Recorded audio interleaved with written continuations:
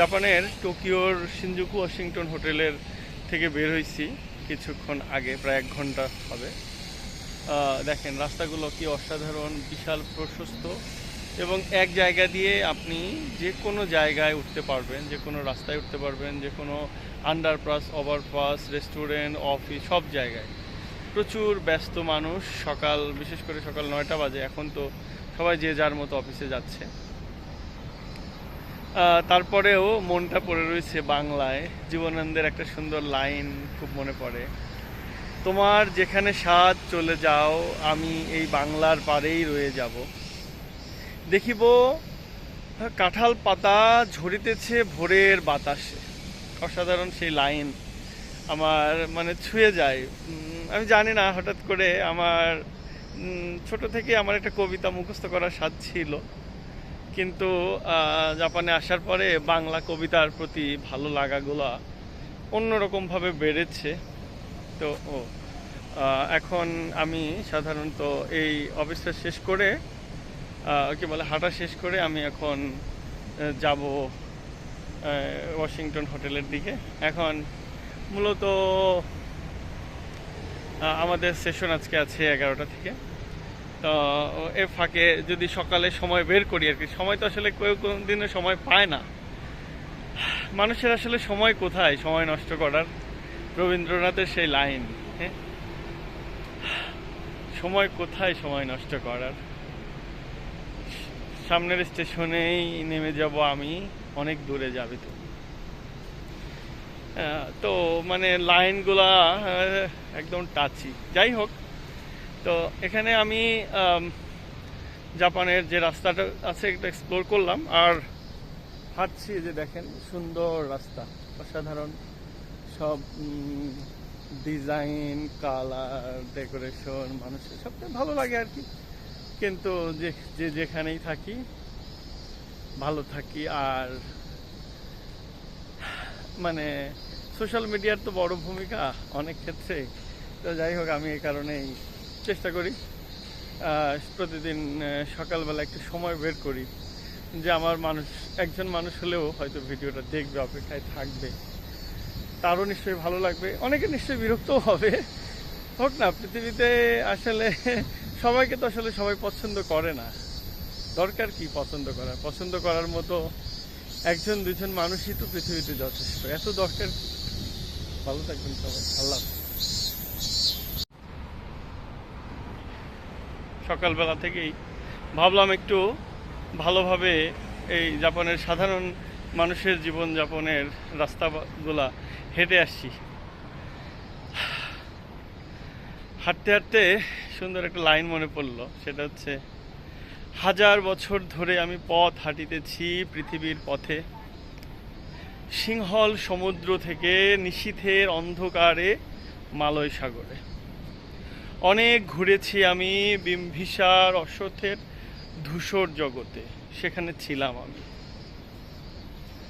আরো দূর অন্ধকার বিদর্ভ নগরে আমি ক্লান্ত প্রাণ এক, চারিদিকে জীবনের সমুদ্র সফেন।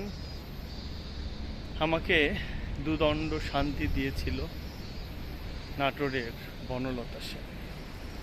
জীবনলতা সেনের সে লিজেন্ডারি কয়েকটা লাইন পৃথিবীতে যেখানেই আপনি যান, যে দেশেই থাকেন না কেন, এই লাইনটা আপনাকে মনে করায় দিবে যে you have a lot of legend in Bangladesh, in Bengali poetry.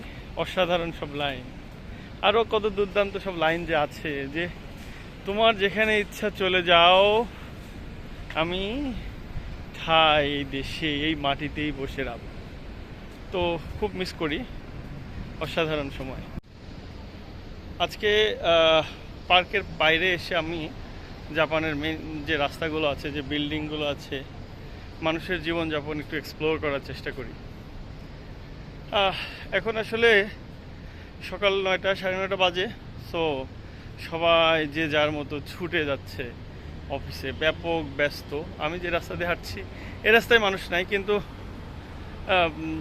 অন্য বাইপাসের রাস্তা দিয়ে মানুষ মানে খুবই